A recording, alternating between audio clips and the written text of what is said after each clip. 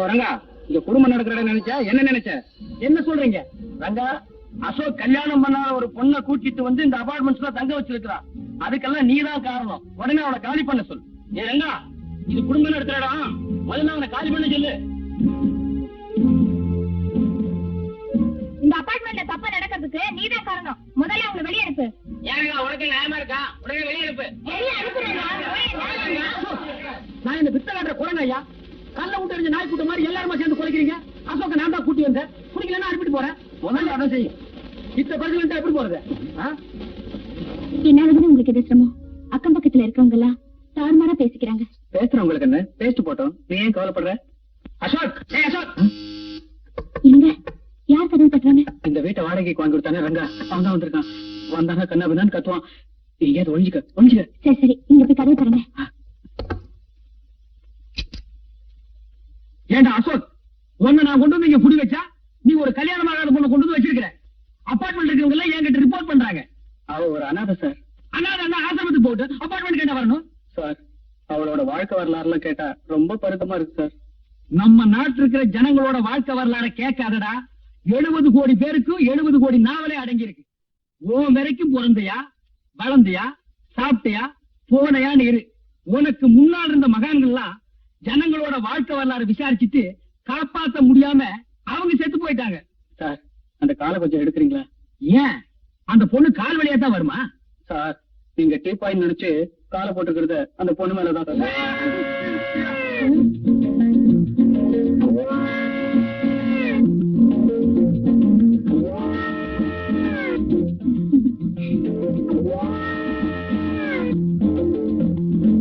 இதுதான் அந்த பொண்ணா?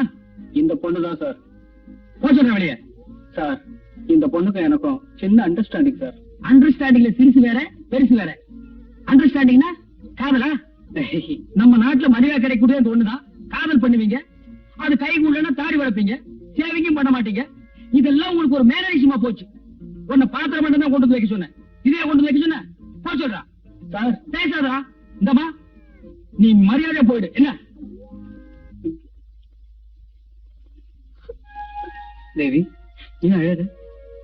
எனக்கு ஆதரவு கொடுத்து நீங்க காப்பாத்த போய் உங்களுக்கு கேட்ட பேரு. அபார்ட்மெண்ட்ல உள்ளவங்க எல்லாம் உங்களை பத்தி தப்பா பேசுறாங்க. அவனை தனியா போயிடுறேன். நீங்க நிம்மதியா இருங்க.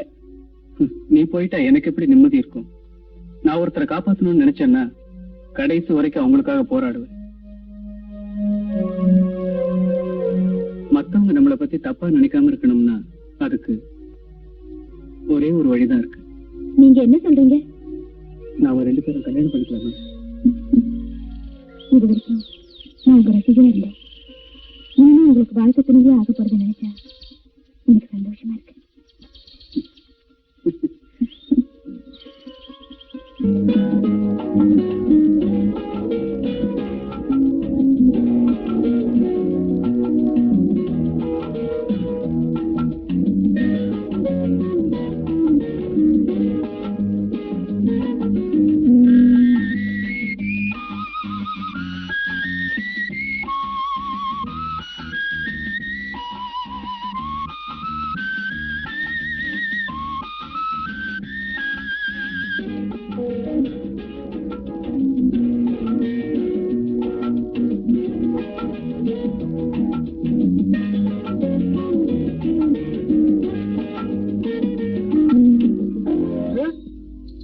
இன்னும் இந்த பொண்ணோட சுத்திட்டு இருக்கிறியா?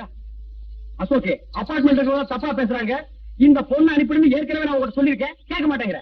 இனிமே எங்க 2 பேரையும் பிரிக்கவே முடியாது. ஏன் கம் போட்டு ஒட்டிட்டீங்களா? அப்படி இல்லப்பா, நாங்க 2 பேரும் கல்யாணம் பண்ணிக்கிறதா முடிவு பண்ணிட்டோம். இது கரெக்ட். இனிமே உங்களை ஒரு பையன் தப்பா பேச முடியுமா? நான் பாத்துக்கிறேன். அண்ணா. அண்ணனா? யாரு? உங்களுக்கு தான் சொன்னேன். கூட பிறந்தவங்களோ பெத்தவங்களோ யாருமே இல்லாத எனக்கு நீங்கதான் அண்ணனா இருந்து எங்க கல்யாணத்தை நடத்தி வைக்கணும். ஆமா ரங்கா, எனக்கு உன்னை தவிர இந்த உலகத்துல வேற யாருமே இல்ல.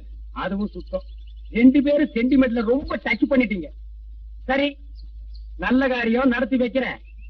ஏன்டா அழுகிறேன்னு கேட்டதுக்கு என்னென்னலாம் நடத்தி வைக்க வேண்டியது இருக்கு பாத்தியா? எனக்கு ஒண்ணு நடத்திக்க முடியல. அண்ணம்மா அண்ணனுக்கு.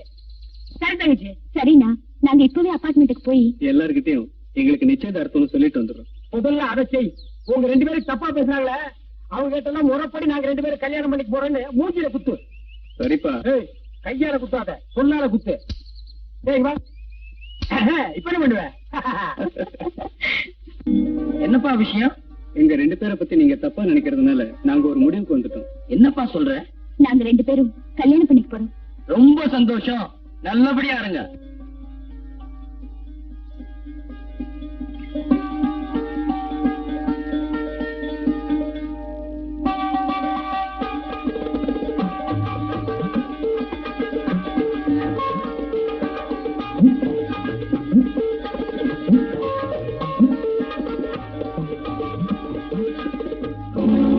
என்னது, அவங்க 2 பேரும் கல்யாணம் பண்ணிக்க போறாங்களா?